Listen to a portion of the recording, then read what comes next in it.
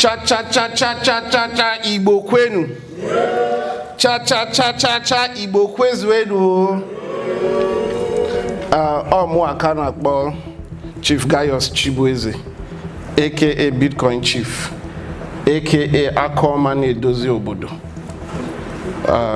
I'm in Enugu State. I happen to be a proud Igbo man. Abumoye through ihe gbasara ndị Igbo n'aya. This is a very wonderful event. I've spoken at different events concerning ndị Igbo in different countries. In London, in Malaysia, in China, in Dubai, even here in the US, in New York and other places, and in Miami, where I happen to live 50% of the time. But there's something significant about this event. The reason why I love this event is not just because it was put together by one of the most prestigious and respected Igbo organization in the world, called World Igbo Congress. But it's also because of the mindset of the organizers of this event. So please, I want us to put our hands together for the World Igbo Congress team. Tata, I came prepared to talk on a topic which is the role of the Igbo diaspora youth in the rebuilding of Ali Igbo. I put down a few things here, but I'm going to be talking mostly from my heart because I have spent a lot of time in Ali Igbo. I still spend a lot of time there. This month, we're already 8 months gone. This year, we're already 8 months gone, but I have spent 6 of these 8 months in Ali Igbo. And I understand most of our opportunities and challenges better than some other people out there. So I'm going to be talking on the topic, the role of the Igbo diaspora youth. So first, I want to start by thanking everyone, our fathers, the respected members of the World Igbo Congress, my fellow brothers and sisters here in Boston and across the world, wherever you're watching this. Ekele Munu. I am the chairman and founder of Eastside Ventures. You're going to see more about Eastside Ventures and what we do. 11 years ago, I founded Voice of the East, the famous Igbo media company promoting Igbo excellence and celebrating the Igbo story across the world. I am the chief promoter of what I used to call economic Biafra. Now I have changed it to MAIGA, M-A-I-G-A. Make Ali Igbo great again.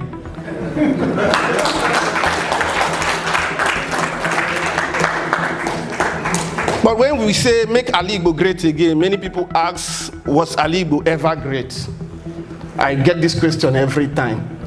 Because unfortunately, some of us were not born when Ali Igbo used to be the fastest growing region in the world. Under Dr. Michael Okpara, Ali Igbo used to be the fastest growing region in the world under Dr. Michael Ihanuka Okpara. For those who don't know this part of our history, the old Eastern region used to be the fastest growing region ahead of Malaysia and Singapore.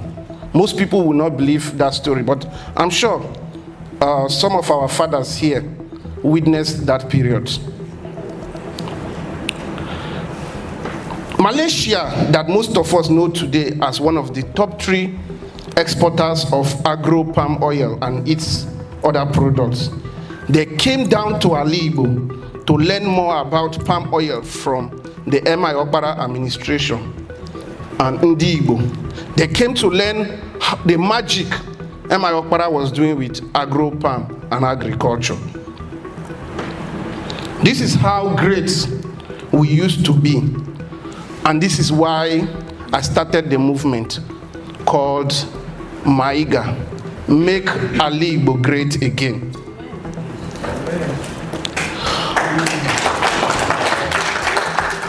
For so many years, I have personally argued that while Igbo wait for a geographical Biafra, that we should focus on something called economic Biafra, just like the Catalonians of Spain are doing. You can research more about the Catalonians of Spain. The Catalonians of Spain, just like Igbo, are marginalized.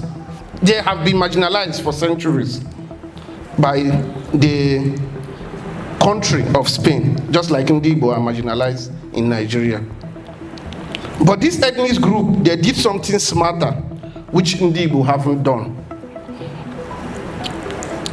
I would like to show us, I would like to read out I would like to go to Google and read out some things you need to know about this country or this region called Catalonia under Spain. Many of us here are football fans. We know Barcelona. We know the club called Barcelona. We know the city called Barcelona. Barcelona is the capital and largest city in Spain. Barcelona is an essential center for commerce, industry, culture, with roots dating back to Roman times, just like Igbo are known for business. When you want to talk about anything that has to do with commerce and trade in the whole of Africa, it is actually Igbo that you must talk about first. When we talk about manufacturing and industry, Catalonia is an industrial stronghold, with its manufacturing base being a key economic engine for Spain, just like Igbo, just like the southeast region is to Nigeria. When we talk about the GDP contribution of Catalonia, Catalonia's economy is a major contributor to Spain's overall GDP. I need you to research these things. I'm reading it from Google, so this is public information. Exports. The region's exports are substantial, making up more than a quarter of Spain's total exports. Foreign investments. Catalonia accounts for over a quarter of the inward investment received by Spain. Then we talk about manufacturing, services, and tourism. I will go back to what we are discussing. While the Catalonians were asking for secession from Spain, while they were saying that they want to leave Spain, they want to form their own country called Catalonia, with Barcelona as their own Abuja or capital. While they were doing that, with one hand, they were aggressively developing their own part of the country with the other hand. Unlike Igbo, their counterpart in Africa, Igbo, on the other hand, are doing the opposite.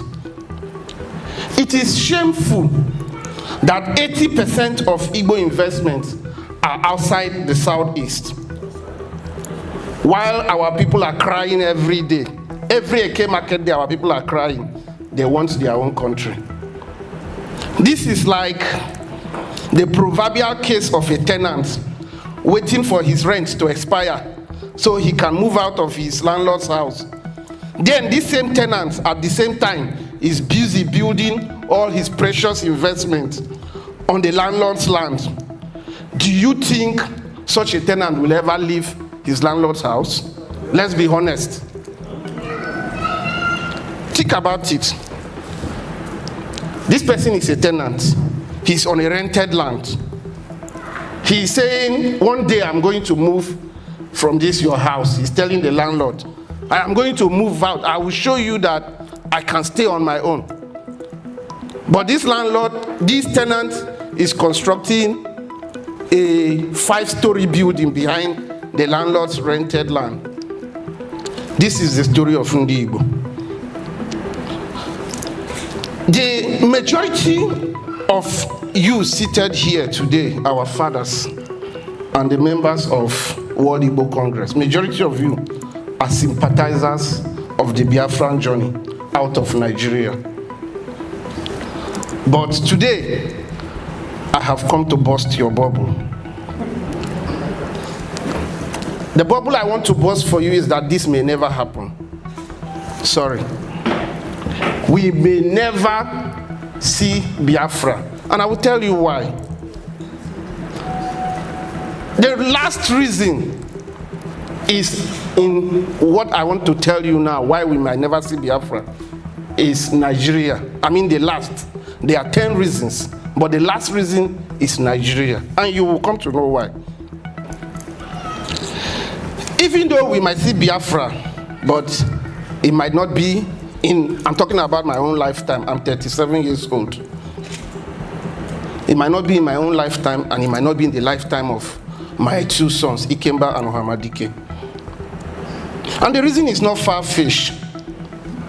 This is because the Igbo elites back home are like the foolish tenants who wants to move out, but every day keeps building new expensive structures on rented land while ignoring the land he owns. I will shock you, my fathers, my mothers, my brothers, and my sisters. I will shock you today that if the federal government of Nigeria calls today and say, okay, these Igbo people, we are tired of them. Let's have a referendum to see if they really want to go. I want to shock you that if this referendum is called today for Igbo to leave, guess what? Such a referendum is going to fail. And I will tell you why it's going to fail. Because the Igbo elites will scuttle it to protect their investment. Where are these their investments? Abuja and Lagos. The reasons why the Igbo elites are going to do everything possible to make sure that this referendum never succeeds is because of where they have planted their investments.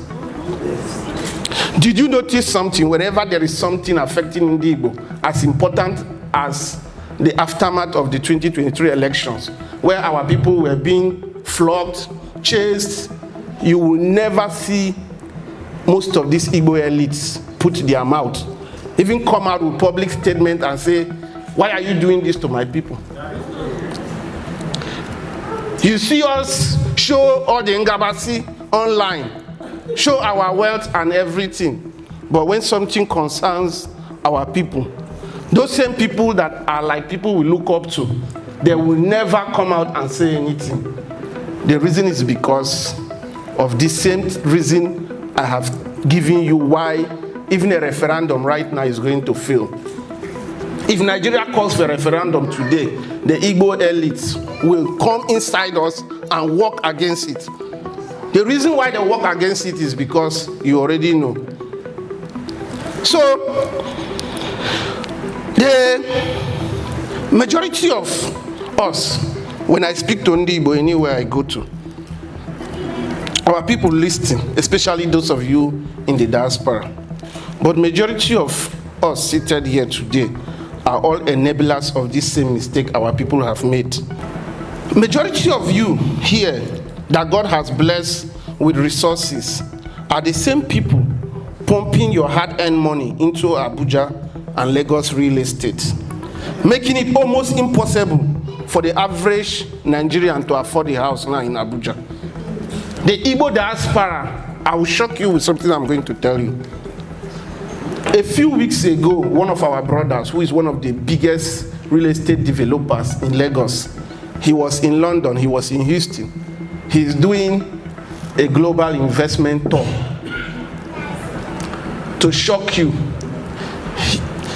80% of the people who sat in that his event in London, in Houston, and other places he did it, 80% of the people in the audience were in the Igbo. This person is very influential. You probably know the person. People follow him. People listen to him. 80% of the audience, I was not there, though you can't find me in those kind of events. People sent me pictures. They say, see what you have been talking about. 80% of the people in the audience, it was so obvious that they were speaking Igbo 30% of the time at the event. But guess what? The properties he was showing to them as investment opportunities in Nigeria were all in Abuja and Lagos. No single one in the whole of Southeast. even in Abia State that is working right now. No single investment that he showed our people in London, in Houston, in these other places he went to. The people who made up 80% of his audience, he didn't show them any single investment from their region. Are these the same successful Igbo elites who will allow or support a referendum? Please be very honest. Will this person support a referendum? Well, you already have the answer to your question. So, Ndi Igbo must accept and acknowledge the role we have played in our own pain and destruction. We must, all of us, as we are sitting down here, we have contributed in one way or the other to our own pain and destruction. I stand here today not only as an entrepreneur and investor, but also as your brother and your son. A proud Igbo son from Enugu State, born and raised in the same soil that gave us spirit of resilience, creativity, and relentless drive. What we are doing here today is to have a family conversation, a serious one, about the Igbo diaspora youth in rebuilding Ali Igbo. How many young persons are here? I'm going to talk about this later. Before I continue, I would love to bring to your attention some of the challenges back home. Remember, I told you I spent 6 months out of the 12 months of this year. I have spent out of the 8 months already we are in. I spent 6 of that in Enugu State. I spent it traveling from Owerri to Abia to everywhere. If you follow me across social media, you must have seen me in all the states, to Ebonyi State, and even to neighboring Igbo states like Delta. So today I have come and I said, let's have a discussion as a family. So I want to bring your attention to some of the challenges back home. And I'm not here to sweet talk you. Some people will come and tell you it's like this.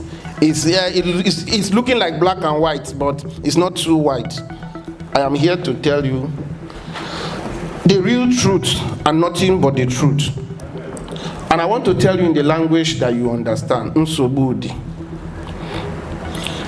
Our homeland is in crisis. And some of this crisis is self-inflicted. We are going to talk about this. In case you don't know yet, security concerns have driven away talent and investment from Igbo land. Most villages in Ali Igbo today are empty with no one living inside. Radicalized armed youth have run everyone, including elders, out of town. In Ali Igbo today, we see 10-year-olds. Many of you probably see it on social media. We see 10-year-olds carrying AK-47 guns.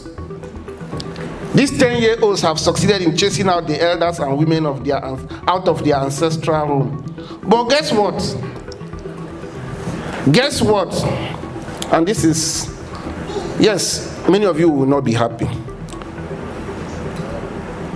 The reason why you will not be happy is that many of us, I will say us, seated here today, Igbo diasporans, many of us have been fingered for sympathizing with these radicalized young people who have turned some parts of Ali Igbo into Afghanistan. And I will come to why people say that. I will show you proof. I posted 8 minutes to when I came on stage. I posted on my Twitter, now X. I said, I'm going on stage to talk about this. One of the things people commented there, now if you're following me on Twitter, go and look at it. One of the things people commented is tell them, I said, I'm talking to Igbos in diaspora. He said, tell them to stop funding so and so, destroying our land. So this my talk today might not be sweet, but it's time for self-reflection as a people.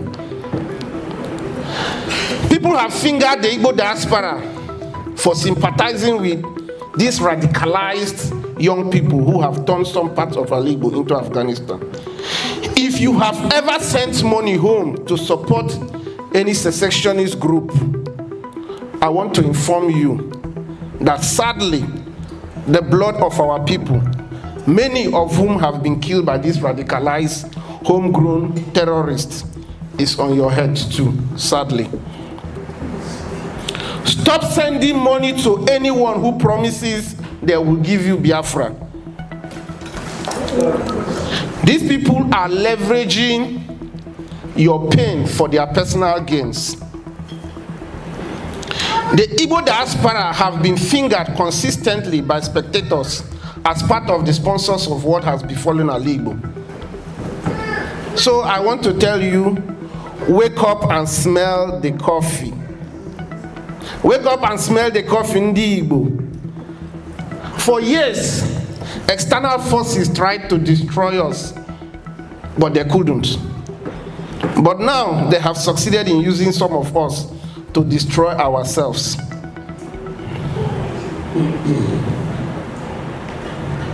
They have succeeded in using some of us to destroy ourselves internally while they watch for their entertainment as we self-destruct. These people you have been trying to destroy for so many years, fought them, they fought you back, and they said it was no victor, no vanquish. Was it no victor, no vanquish, whatever they called it. Now you finally see these people destroying themselves. Definitely, you're going to fold back your hands and have an entertainment. This is what is currently happening from the Igbo. So we must all rise up, raise our voice, and speak against insecurity in Ala Igbo. And it begins with you sitting down here today, the Igbo diaspora. It begins with you not sending $10 to anybody on social media who are promising you that they are going to bring Biafra. The next problem outside insecurity in Ala Igbo today is infrastructure. Infrastructure in Ala Igbo has decayed. So many years after M.I. Okpara was no longer the premier of the old Eastern region, but some of the reasonable projects you will see in Ala Igbo today are projects he initiated in the 1960s. So in today Ala Igbo, we have bad roads.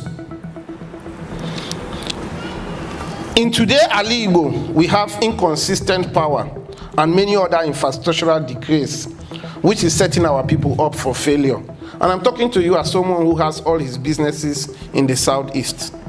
So I'm not talking to you like someone who doesn't have anything. You spend Sunday resting.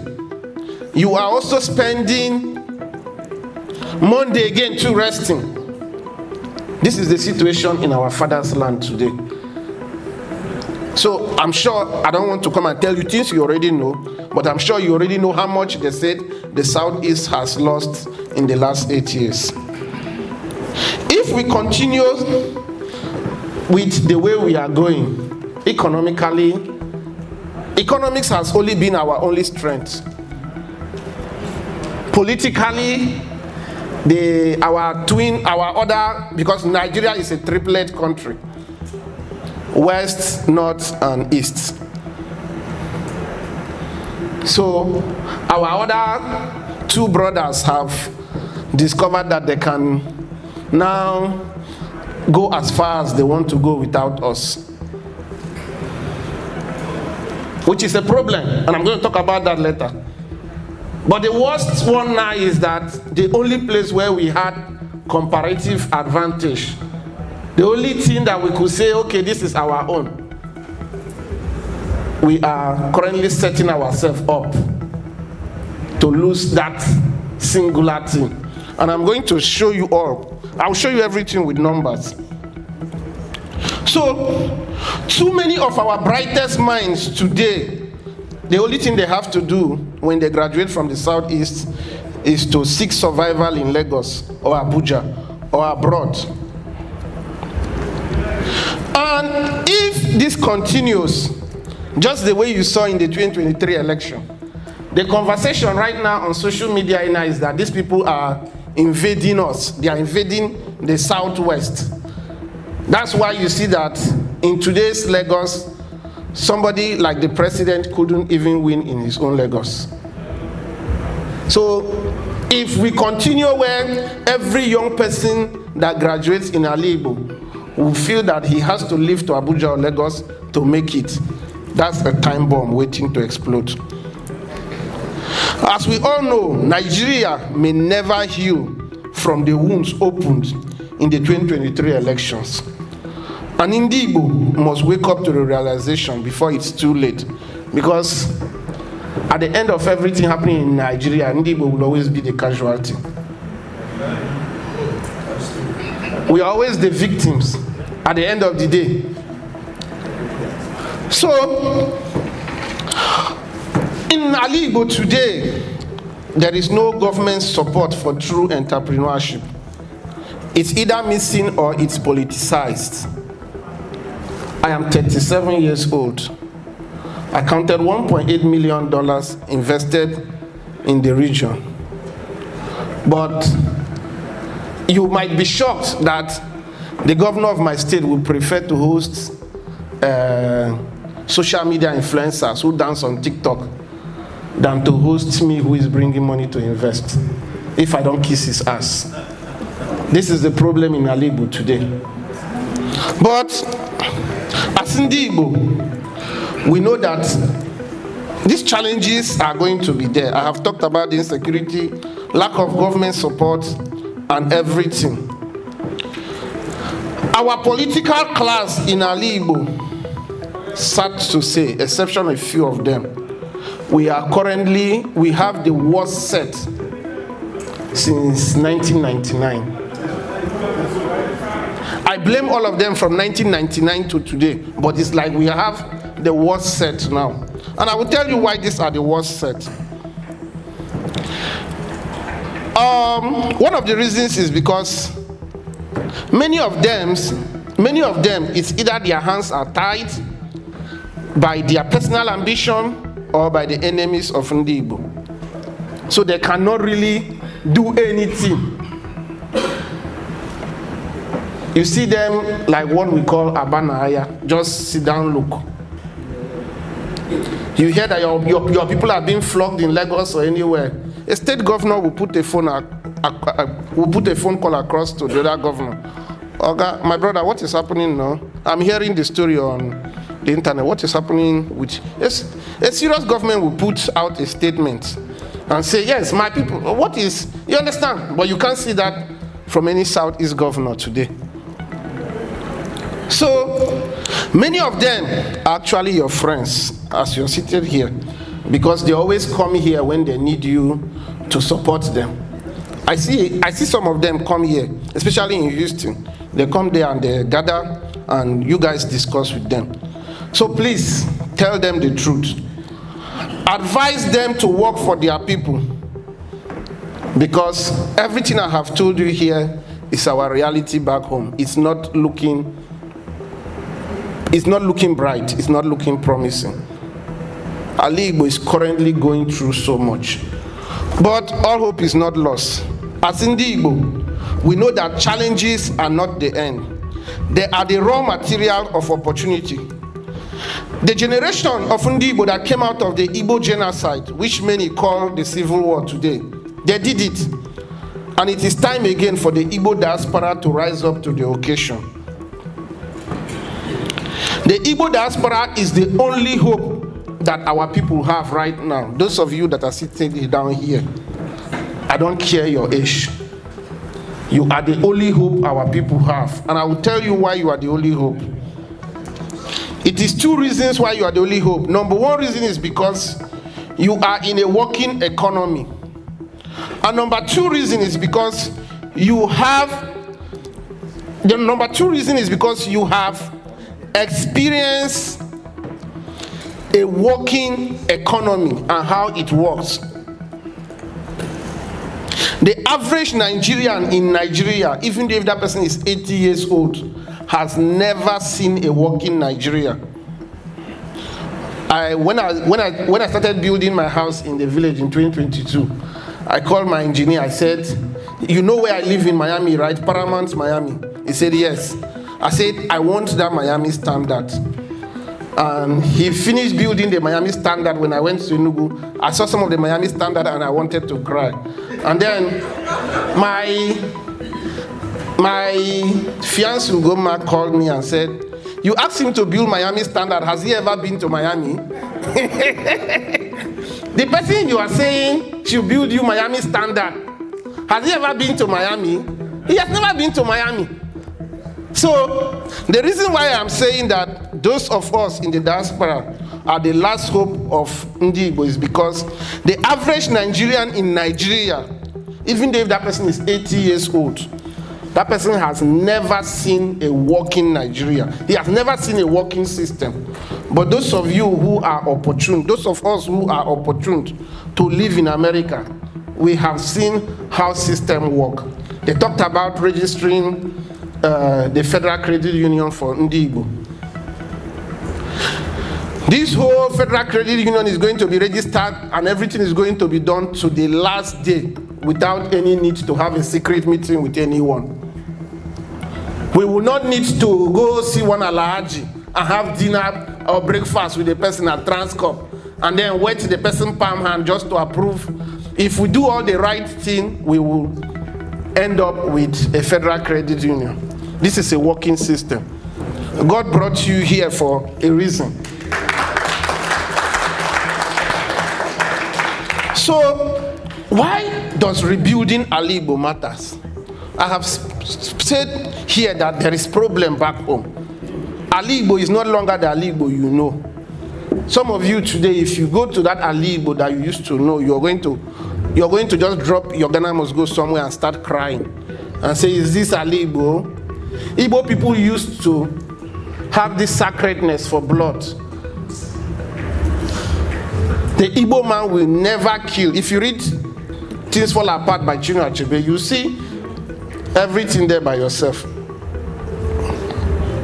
But it's no more like that.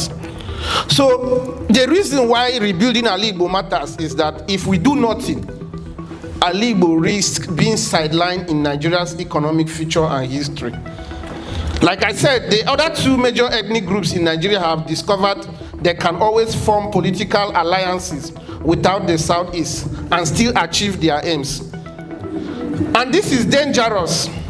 This dangerous discovery and bad trajectory have been set since Buhari's administration and now Tinubu's own administration. The only place we still have a say is the economic fiber of Nigeria. But we have been rustled out of every other thing in Nigeria.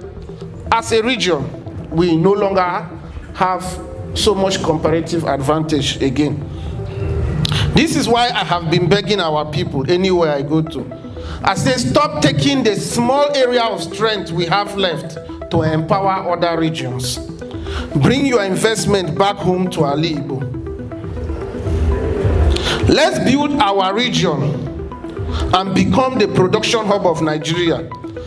These and more are some of the challenges. But if we act with courage, vision, and unity, Ali Igbo can rise again as the beating heart of African innovation and enterprise. We have done it before after the Civil War. Ndi Igbo rebuilt from nothing. We can do it again, but this time with global tools, technology, and diaspora strength. You, the Igbo diaspora, are our only hope. Now, I want to talk about the diaspora, the Igbo diaspora youth, the power of the Igbo diaspora youth. So yesterday, when I attended the first day session of the World Igbo Congress, I almost started crying as I looked around. I was asking, where is the next generation? Today, I am still asking, although today is better than yesterday. And the reason why I am still asking is, whether we like it or not, naturally, in the next, I want to just make it, but in the next 50 years, if we were to fast forward it and walk into this hall, I'm not wishing anyone bad, including me myself. I'm 37, so add 50 again to my years. If we were to walk into this hall again, maybe only 10 people will walk into this hall as we are all sitting down here. This is the reality. So yesterday I was asking myself, where is the next generation? And I'm still asking the same question today. We have few young people that are sitting down here. It scares me because our generation of Igbo fathers and mothers are slowly going away. How many of Ndi Igbo who came here in the 60s, in the 70s and 80s, do you know that attended maybe the last World Igbo Congress or the last 30-something that may never attend again, that can't attend again? Let me not use the word may. They can't attend again. Once you exit this world, that is the end. How many of them you know? So there is a problem and there is a time bomb. Our generation of Igbo fathers and mothers are slowly going away. I repeat it again. There is an urgent need for the next generations of Ndi Igbo, particularly those born in the United States, to rise up to the occasion. And I want to beg, dear parents, when attending important cultural events like the Igbo World Congress, don't leave your children at home. Encourage them to be here, because these are the people who are expected to host the 60th and the 100th editions of the World Igbo Congress.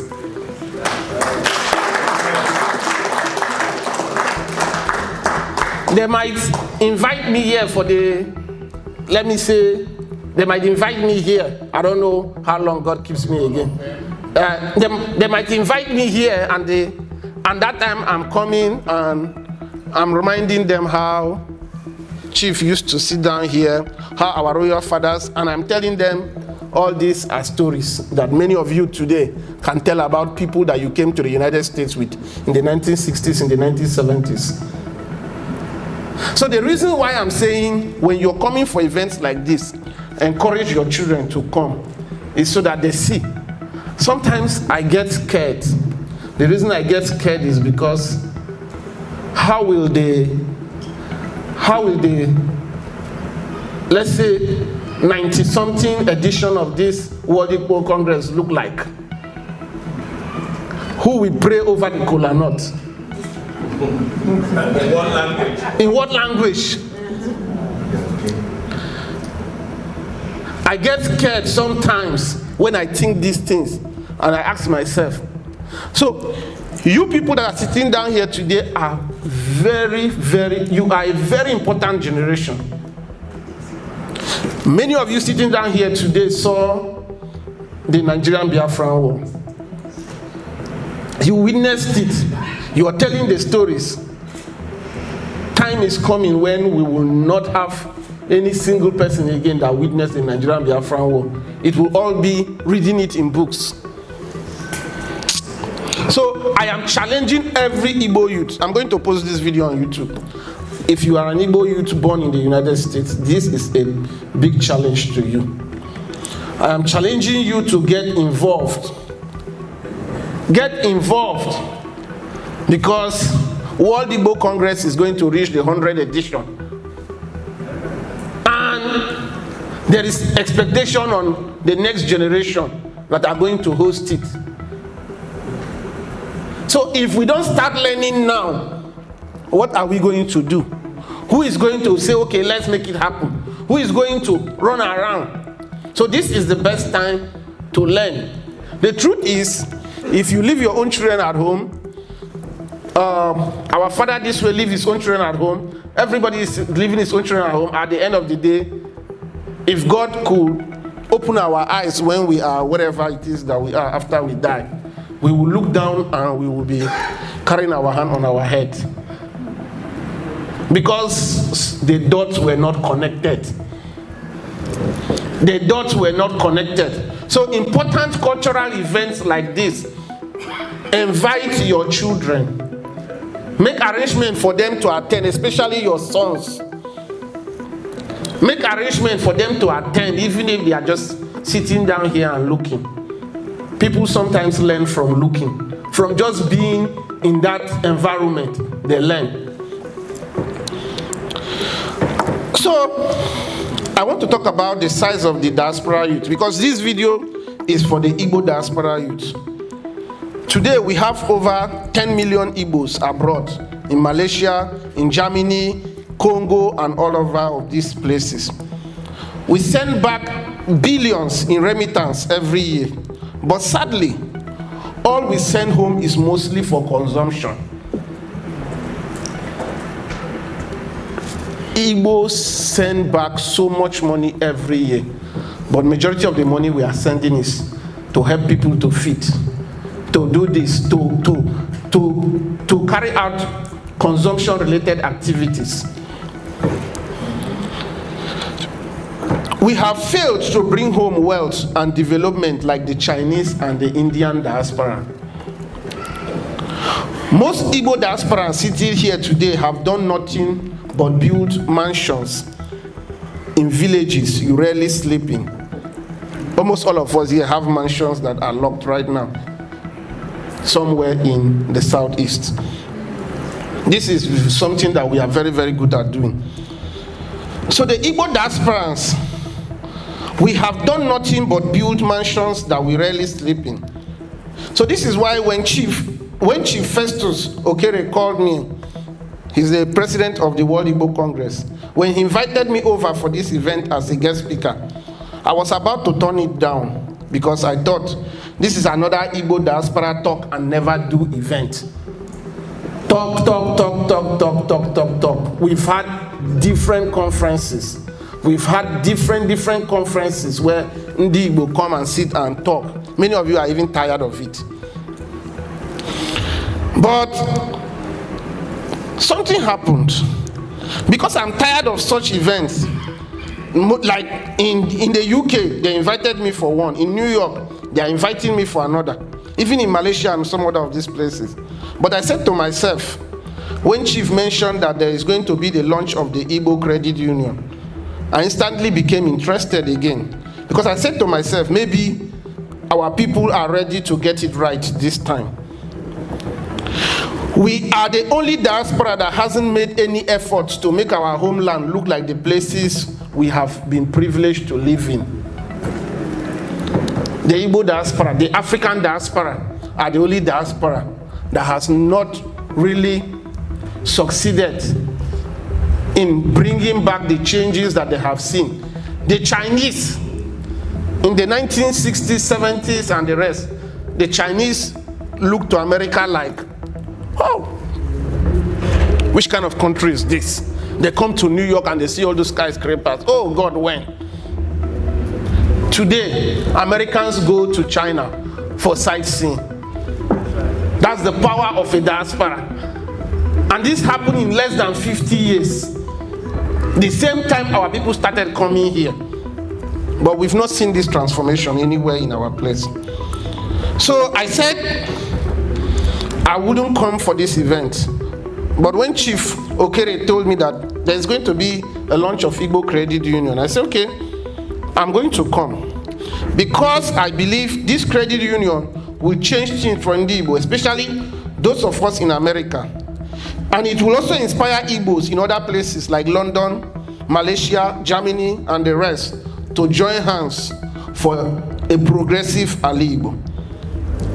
In many of my public engagements, I have often argued that Ndi Igbo are individually rich but collectively poor.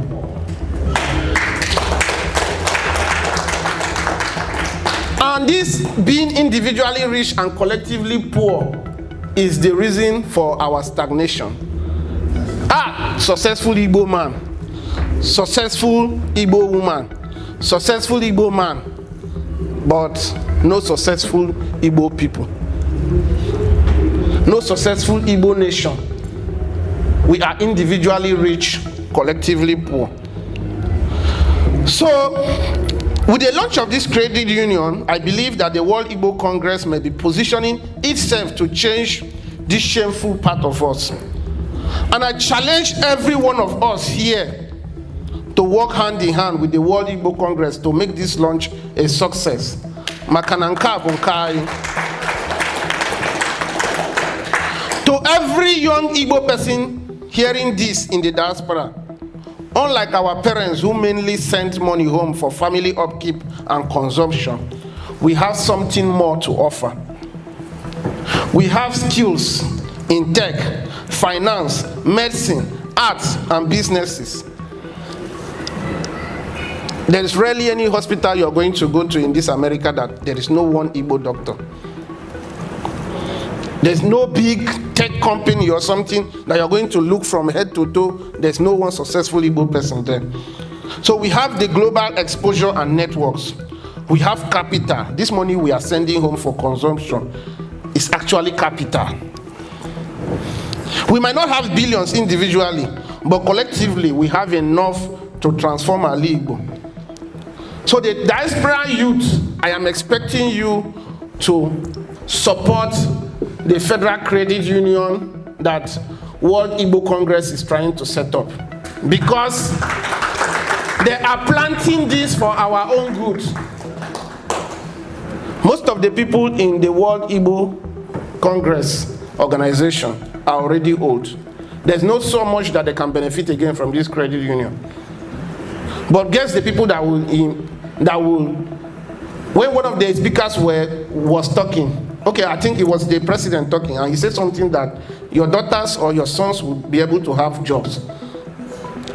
Because we will first employ our own before we start looking for others. So, if you're watching this video anywhere you're watching it, don't just say World Igbo Congress is for old people. Get involved. You are going to be those old people one day. And if you don't start learning it now, if you don't start getting involved now and understand how this thing works, people are going to just laugh at you. So to every young Igbo person, like I said, get involved. 11 years ago, I launched the biggest Igbo media company called Voice of the East. Many of you here know Voice of the East, but you didn't know I actually own Voice of the East. 11 years ago, I saw the need. I said, Igbo people need to start investing in media. Because we see that a whole lot. The reason why our story has been altered is because as a people, we didn't pay attention to how media works. Or even our people who invested in media, they were lackadaized about it. America is as great as people think about it from outside. It's because of media and storytelling. That's right. If you are outside America and you watch American film, from the beginning to the end, America is always the hero in the story. So everything is media programming. So I told myself, I said, I'm going to invest in media. So 11 years ago, I started Voice of the East. Voice of the East is NBC licensed. Has license for radio, has license for TV. Streaming 247 on YouTube. I also created the Kedu app. Many of you know the Kedu app. I also created an app called Kedu that is strictly for Igbo. You can go now on stores now and download the app. The app has over 80,000 downloads.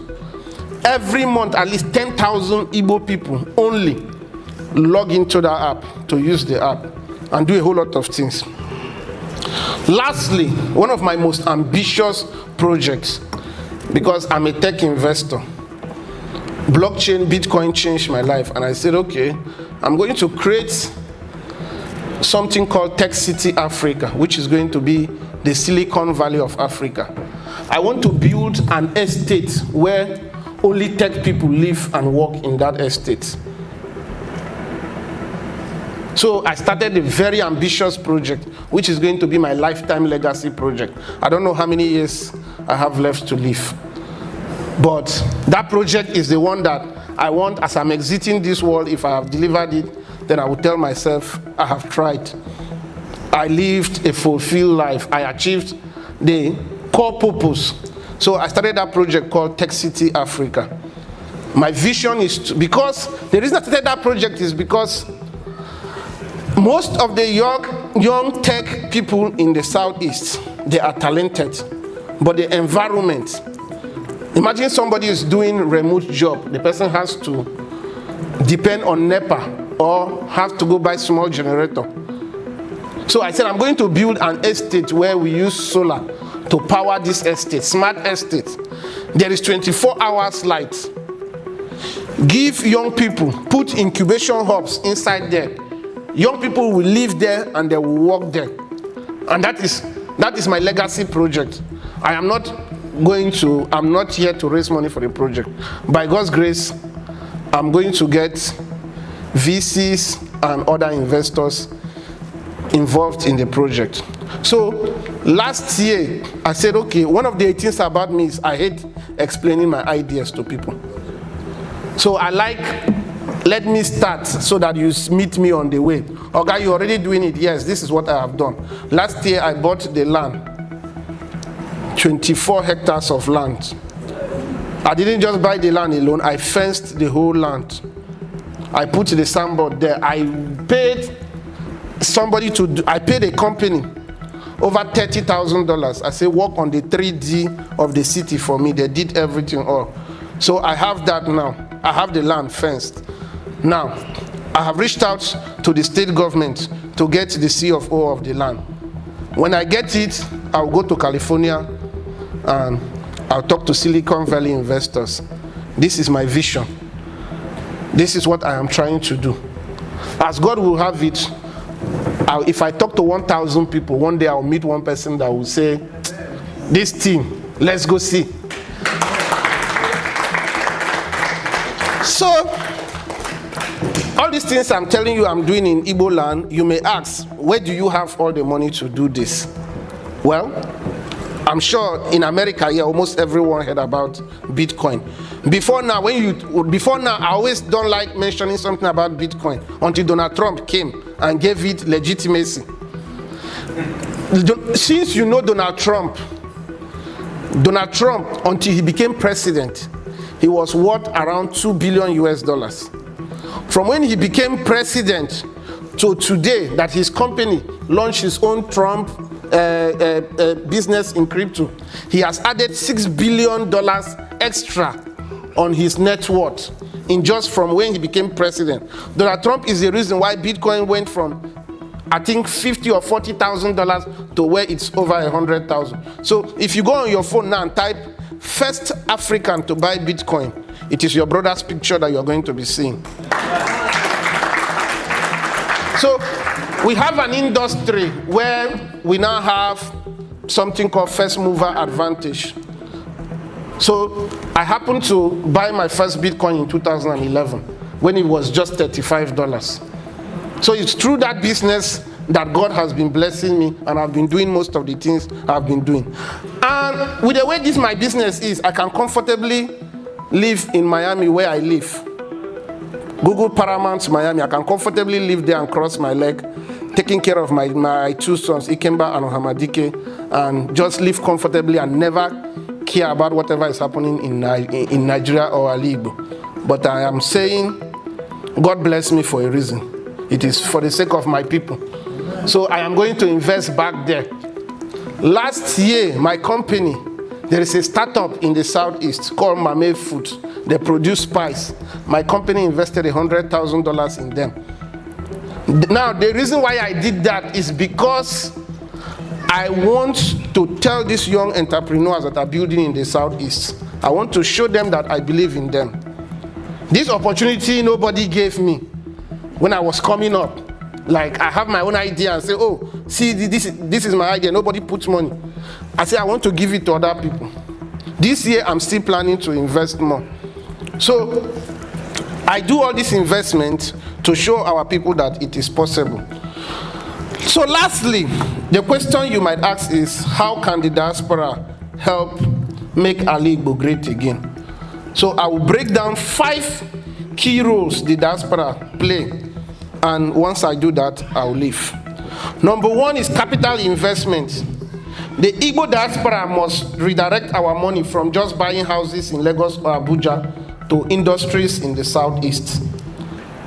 We need to invest in agro industries, agro processing plants. We need to build factories, tech startups, and a whole lot of other things that you can research that we can actually do in the Southeast. We need to do something called skills transfer. Each of us in the diaspora, especially the young Igbo of American, the young Igbo Americans, those of you born here in America that are Igbos, you can mentor one Igbo youth every year. You can set up AI coding academy. You can mentor people in medicine. You can help more of our people get scholarship opportunities to come to the United States to study. You can look for opportunities here in America and gather like 2 or 3 or 4 persons in your community, in Imo State, in Abia State, or any other place in Igbo land, and help them to come here too and struggle like you. The third role is technology and innovation. We can build tech hubs in Enugu, Aba, Onitsha, Imo, Abakaliki, fund renewable energy, blockchain, and modern industries. I'll tell you something. 3 of the richest startups in Nigeria, founded by our brothers from Western Nigeria. Many of you know this one called Flutterwave. It's one of the payment gateways in Africa. It's a unicorn. Andela, many of you know. Those were people who were in the diaspora. They were in the UK. They went back and they said, what is the problem people are having here in Nigeria? Now let's create a business with it. So our young Igbo, successful Igbo people here born in America, nothing stops you from going back home to Ali Igbo and looking at some of the problems and creating solutions that will become multi-billion-dollar companies. Some of the American investors are saying Africa is the next destination. Do you know why they are saying Africa is the next destination? Where there is problem, there is money there. I was talking to one of my friends. I said the reason why I am always in Nigeria or in Ali Igbo is because I see problem and I see opportunities. There are certain kind of businesses I can't do again in the United States because they have solved that problem like 10 years ago. If I say I want to set up maybe a company that constructs roads, hunger might kill me in this United States. Because how many bad roads are here since I've been in this country? Maybe small pothole. There are so many things you cannot solve again in America and get paid. Because either somebody who is richer than you has already created that solution and will charge half for it. Or that problem, they already solved it like 20 years ago before you were born. So Africa is the next destination. There is nothing wrong if our young people look towards Africa to go create some of the solutions there and make money. I am already doing that. So I want everyone to picture this, whether you are going to be there or not. But picture 2055.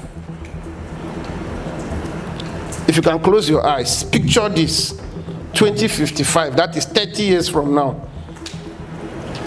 Picture that Ali Igbo is no longer a region where people live to go build elsewhere. Just picture it in your mind that this thing that we have all individually been saying, that our people are making mistakes, that they should invest in Igbo land. Just picture it that our people, God finally touched their heart. And all of us, we said we are going to dedicate the next 10 years to aggressively invest in Igbo land. So picture if that happens. Picture how developed the Southeast is going to be in the next 30 years. Many of you that are sitting down here today, my fathers, the reason you're still in America, many of you had plans that by the time you're already reaching certain age that you're going to retire back to Ali Igbo and you're going to go back to the ways of your fathers. You're going to go back to your ancestral home and you rest until any time God calls you. But that is almost becoming impossible. So I want everyone, please. I want everyone, I don't want to say stand up, but if you can stand up, stand up. I want everyone to make this pledge with me. If you can stand up, stand up. If you cannot stand up, put your hand to your chest. Say, I will contribute my effort, my resources to make Igbo great again. Mua ga-eti aka wee kwado ka ala Igbo dị ebube ọzọ.